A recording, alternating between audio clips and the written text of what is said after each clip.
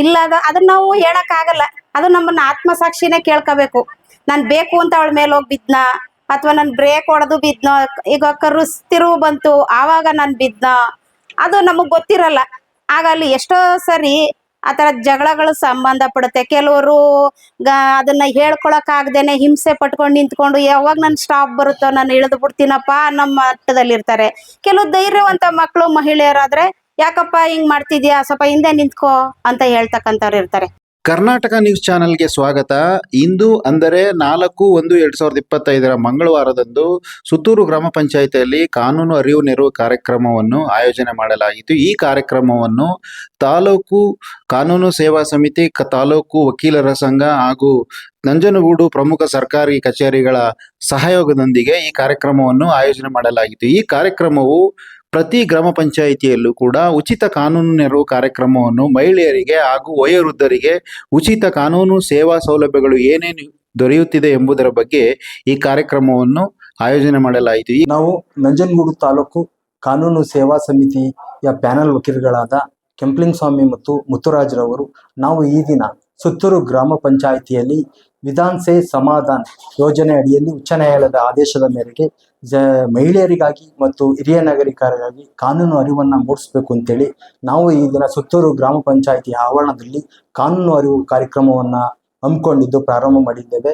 ಈ ಕಾರ್ಯಕ್ರಮವು ಇಡೀ ಕರ್ನಾಟಕದಾದ್ಯಂತ ಗ್ರಾಮ ಪಂಚಾಯಿತಿಗಳಲ್ಲಿ ನಡೀತಿದ್ದು, ನಂಜನಗೂಡು ತಾಲೂಕಿನ ಸುಮಾರು 45 ಗ್ರಾಮ ಪಂಚಾಯಿತಿಗಳ ಸಹಯೋಗದೊಂದಿಗೆ ಮತ್ತು ವಕೀಲರ ಸಂಘ ಮತ್ತು ತಾಲೂಕು ಕಾನೂನು ಸೇವಾ ಸಮಿತಿಯ ಸಹಯೋಗದೊಂದಿಗೆ ಈ ಮಹಿಳೆಯರಿಗಾಗಿ ಕಾನೂನು ಮತ್ತು ಹಿರಿಯ ನಾಗರಿಕರಿಗಾಗಿ ಕಾನೂನು ಅರಿವನ್ನು ಉಂಟು ಮಾಡುವ ಉದ್ದೇಶದಿಂದ ಕಾರ್ಯಕ್ರಮವನ್ನು ನಡೆಸಿದ್ದೇವೆ. ಈ ಕಾರ್ಯಕ್ರಮದ ಬಗ್ಗೆ ಜನರಲ್ಲಿ ಅರಿವನ್ನು ಮೂಡಿಸ್ತಾ ಇದ್ದೇವೆ. ಪ್ರತಿ ಗ್ರಾಮ ಪಂಚಾಯಿತಿಗಳಲ್ಲಿ ನೋಡ್ತಿದ್ದೇವೆ. ಈ ಗ್ರಾಮ ಪಂಚಾಯಿತಿಗಳನ್ನು ಅರಿವು ಉಂಟು ಮಾಡಿಸಿ ನಂಜನಗೂಡು ತಾಲೂಕು ಕಾನೂನು ಸೇವಾ ಸಮಿತಿಯಿಂದ ಸಾರ್ವಜನಿಕರಿಗೆ ಉಚಿತವಾಗಿ ಯಾವುದೇ ಶುಲ್ಕವನ್ನು ಪಾವತಿಸದೆ ಅವರಿಗೆ ಉಚಿತವಾಗಿ ಕಾನೂನು ನೆರವು ಮತ್ತು ಅರಿವನ್ನು ನೀಡ್ತಾ ಇದ್ದೇವೆ. ಅದನ್ನು ಎಲ್ಲರೂ ಸದುಪಯೋಗ ಪಡಿಸಿಕೊಂಡು ಕಾನೂನಿನ ಬಗ್ಗೆ ತಿಳುವಳಿಕೆಯನ್ನು ಮೂಡಿಸಿಕೊಂಡು ತಮ್ಮ ಹಕ್ಕುಗಳಿಗೆ ಹೋರಾಟವನ್ನು ಮಾಡ್ಬೋದು ಅಂತ. ಸರ್, ಇದು ಎಲ್ಲ ಗ್ರಾಮ ಪಂಚಾಯತಿ ಥ್ರೂಔಟ್ ಕರ್ನಾಟಕದಲ್ಲಿ ನಡೀತಾ ಇದೆ?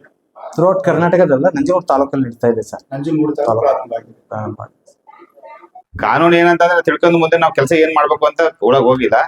ಕಾನೂನು ತೊಂದರೆ ಆದಾಗ ಆಗ ಕಾನೂನು ಬೇಕಾ ಲಾಯರ್ ಹತ್ರ, ಜಡ್ಜ್ ಹತ್ರ, ಮತ್ತೆ ಊರ ಮುಖಂಡರು ಮೆಂಬರ್ ಹತ್ರನ ಅಥವಾ ಅಧ್ಯಕ್ಷರ ಹತ್ರನ ಅಥವಾ ಯಜಮಾನ್ ಹತ್ರ, ಗೌಡ್ರ ಹತ್ರನ ಆಗ್ಬಿಡ್ತಾರೆ. ಕಾನೂನು ನಮ್ಗೆ ನ್ಯಾಯ ಕೊಡಿಸ್ಕೊಡಿ, ಕಾನೂನಲ್ಲಿ ನಮ್ಗೆ ಅನ್ಯಾಯ ಆಗಿದೆ, ನಮಗೆ ಕೆಲಸ ಮಾಡೋದಕ್ಕೆ ಹೋಗಿದೆ, ನಮ್ಗೆ ಇಂಥವ್ರು ತೊಂದರೆ ಕೊಟ್ಟರು ಅಂತ ಆಗ್ಬಿಡ್ತಾರೆ. ಫಸ್ಟ್ ಅದೆಲ್ಲ ತಿಳ್ಕೊಬೇಕಾದ್ರೆ ಕಾನೂನು ಅರಿವು ಇದೆಯಲ್ಲ, ಇದನ್ನ ಕೇಳ್ಕೊಳಕ್ ಬರ್ಬೇಕು ಜನ. ಈಗ ನಾವೆಲ್ಲ ತಿಳ್ಕೊಂಡು ನಾನು ಲಾಸ್ಟ್ ಕಟ್ಟ ಕಡೆ ಲಾಸ್ಟ್ ಇರೋನು ನಾನು ಇವತ್ತು ಅಧ್ಯಕ್ಷನಾಗಿದ್ರೆ ಅದು ಕಾನೂನು ತಿಳ್ಕೊಂಡೇ ಇಲ್ಲಿ ಬಂದಿರೋದು.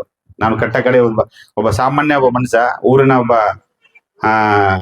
ಕೃಷಿ ಮಾಡ್ತಿದವ್ರು, ದನಕರ ಬೇಯಿಸಿ ಇದ್ ಮಾಡ್ತಿದವ್ರು, ಒಬ್ಬ ಕಾನೂನು ತಿಳ್ಕೊಂಡು ಇಲ್ಲಿ ಬಂದಿನಿ ಅಂದ್ರೆ ನಂತರನೇ ನೀವು ಕೂಡ ಬೇರೆಯವರು ಬರ್ಬೇಕು, ತಿಳ್ಕೊಬೇಕು ಕಾನೂನ. ಕಾನೂನು ತಿಳ್ಕೊಂಡಾಗ ಮಾತ್ರ ಇಲ್ಲಿ ಬರಕ್ ಸಾಧ್ಯ, ಇಲ್ಲ ಯಾರು ಬರಕ್ ಆಗಲ್ಲ. ಲೋನ್ ಸಿಗುತ್ತೆ ಅಂದ್ರೆ ಬಂದ್ಬಿಡೋದು, ಮನೆ ಕೊಡ್ತಾರ ಅಂತ ಬಂದ್ಬಿಡೋದು, ಅದು ಇನ್ನೇನೋ ಒಂದು ಕುರಿ ಕೋಳಿ ಕೊಡ್ತಾರ ಅಂತ ಬರೋದಲ್ಲ. ಆಗ ಏನ್ ಸಿಕ್ಕ ಜನ ನನ್ಗೊಂದು ಕೊಡ್ಸಿ ಕ್ಯೂ ನಿಂತ್ಕತ್ತಾರೆ. ಅವತ್ ಮೊನ್ನೆ ಕೋಳಿ ಕೊಟ್ಟು ಒಂದ್ 40 ಜನ ಕೋಳಿ ಸರ್ಕಾರ ನಮ್ಮ ಸಿದ್ದರಾಮಯ್ಯ ಸಾಹೇಬರು ವರ್ಣ ಕ್ಷೇತ್ರದಿಂದ ಆದೇಶ ಮಾಡಿದ್ರು, ವರ್ಣ ಕೊಡ್ತಿದ್ವು. ಆಗ 50 ಜನ ಬಂದಿತ್ತು, 500 ಜನ ಬಂದಿದ್ರು. 50 ಜನ ಕೊಡಕ್ಕೆ 500 ಜನ ಬಂದಿದ್ರು. ಏನ್ ಹೋಗಕ್ ಬಿಡ್ತಾ ಇಲ್ಲ. ಅದೆಲ್ಲ ಸಿಕ್ಬೇಕಾದ್ರೆ ಇವೆಲ್ಲ ತಿಳ್ಕೊಬೇಕು ಕಾನೂನನ್ನ. ನನ್ನ ಮಗಳಿಗೆ ಆಗ್ಲಿ ಮಗನಿಗೆ ಆಗ್ಲಿ ತೊಂದರೆ ಆದಾಗ ನಾವು ಯಾರ ಹತ್ರ ಹೋಗ್ಬೇಕು, ಕಾನೂನು ಏನಿದೆ, ಬಾಬಾ ಸಾಹೇಬ್ ಅಂಬೇಡ್ಕರ್ ಬರೆದಂತ ಸಂವಿಧಾನ ಶಿಲ್ಪಿ ಕಾನೂನು ಒಬ್ಬ ಹೆಣ್ಮಗಳಿಗೆ ಆಗ್ಲಿ ಒಬ್ಬ ಗಂಡ್ ಮಗನಿಗೆ ಆಗ್ಲಿ ಓದ ಮಗನಿಗೆ ಯಾರಿಗೆ ಆಗ್ಲಿ ಅದನ್ನ ತಿಳ್ಕೊಳಕ್ಕೆ ನಾವು ಫಸ್ಟ್ ಯಾವ ಕೆಲಸ ಇಲ್ಲದ್ರು ಕಾನೂನು ತಿಳ್ಕೊಳಕ್ಕೆ ಒಂದ್ ಮೀಟಿಂಗ್ಗೆ, ಒಂದು ಸ್ಕೂಲ್ ಇದಕ್ಕೆ, ಒಂದು HM ಕರೆದ್ರೆ ಹೋಗ್ಬೇಕಾದಂತ ವಿಚಾರ ನಮ್ಮ ಒಂದು ಧರ್ಮ. ಯಾವುದೇ ಅವರ ಸಮ್ಮತಿ ಇಲ್ಲದೆ ಸುಮ್ಮನೆ ಅಕ್ರಮವಾಗಿ ಲೈಂಗಿಕವಾಗಿ ಕಿರುಕುಳವನ್ನು ಮಾಡ್ತಾರೆ. ಅದ್ರ ಬಗ್ಗೆ ನೀವು ಸಹ ಇದ್ರ ಬಗ್ಗೆ ಫಿರ್ಯಾದಿಯನ್ನು ಕೊಡ್ಬೋದು. ಸರ್ಕಾರದಲ್ಲಿ ತಾಲೂಕು ಮಟ್ಟದಲ್ಲಿ ನಿಮ್ಗೆ ಸಂರಕ್ಷಣಾಧಿಕಾರಿಗಳು ಅಂತ ಹೇಳಿ CDPO ಆಫೀಸರ್ಗಳನ್ನ ಅಪಾಯಿಂಟ್ ಮಾಡಿರ್ತಾರೆ. ನಿಮ್ಗೆ ಯಾವುದೇ ರೀತಿ ಈ ತರ ಮನೆಯಲ್ಲಿ ದೌರ್ಜನ್ಯಗಳು ನಡೆದರೆ, ಮನೆಯ ಸದಸ್ಯರಿಂದ ನಿಮ್ಗೆ ತೊಂದರೆಗಳನ್ನ ಆದಂತ ಪಕ್ಷದಲ್ಲಿ ನೀವು ಸಂರಕ್ಷಣಾ ಅಧಿಕಾರಿಗಳಿಗೆ ಒಂದು ಅರ್ಜಿಯನ್ನ ಕೊಟ್ರೆ ಸಾಕು, ಅವರು ಅದ್ರ ಮೇಲೆ ಕ್ರಮ ಕೈಗೊಳ್ತಾರೆ. ನಿಮ್ಗೆ ವಿಧಾನ್ ಸೇ ಸಮಾಧಾನ ಅಂದ್ರೆ ಕಾನೂನಿನ ಅರಿವು ಇರಬೇಕು ಎಲ್ರಿಗೂ ಅನ್ನೋದು ಈ ಕಾರ್ಯಕ್ರಮದ ಉದ್ದೇಶ. ಮಾನ್ಯ ಸರ್ವೋಚ್ಚ ನ್ಯಾಯಾಲಯ ಹಾಗೂ ಉಚ್ಚ ನ್ಯಾಯಾಲಯದ ನಿರ್ದೇಶನಂತೆ ನಾವು ಈ ಕಾರ್ಯಕ್ರಮವನ್ನು ಪ್ರತಿ ಗ್ರಾಮ ಪಂಚಾಯಿತಿಯಲ್ಲೂ ಹಮ್ಮಿಕೊಂಡಿದ್ದೇವೆ. ಹಾಗೆ ಈ ದಿನ ನಾವು ತಮ್ಮ ಸುತ್ತೂರು ಗ್ರಾಮ ಪಂಚಾಯಿತಿಯಲ್ಲಿ ಹಮ್ಮಿಕೊಂಡಿದ್ದೇವೆ. ನಮ್ಮ ಕಾನೂನು ಸೇವಾ ಸಮಿತಿಯ ಅಡಿಯಲ್ಲಿ ಯಾವ ರೀತಿ ಕಚೇರಿಗಳಿದೆ ಅಂದರೆ, ಮೊದಲನೇದಾಗಿ ನಾವು CDPO ಕಚೇರಿ ಮಹಿಳಾ ಮತ್ತು ಮಕ್ಕಳ ಕಲ್ಯಾಣ ಇಲಾಖೆ ಬಗ್ಗೆ ಅಲ್ಲೂ ಕೂಡ ಉಚಿತ ಕಾನೂನು ಸಲಹಾ ಕೇಂದ್ರ ಮಾಡಿದ್ದೇವೆ. ಅದು ಮುಖ್ಯವಾಗಿ ಮಹಿಳೆಯರು ಮತ್ತು ಮಕ್ಕಳಿಗೆ ಅಲ್ಲಿ ಇದೆ. ಅದು ಕೂಡ 24x7 ಅನ್ನೋ ರೀತಿಯಲ್ಲಿ ಅದು ವರ್ಕ್ ಮಾಡ್ತಾ ಇದೆ. ಹಾಗೆ ಈವನ್ ಕಾರಾಗೃಹ ಜೈಲಲ್ಲೂ ಕೂಡ ಉಚಿತ ಕಾನೂನು ಸಲಹಾ ಕೇಂದ್ರ ಇದೆ.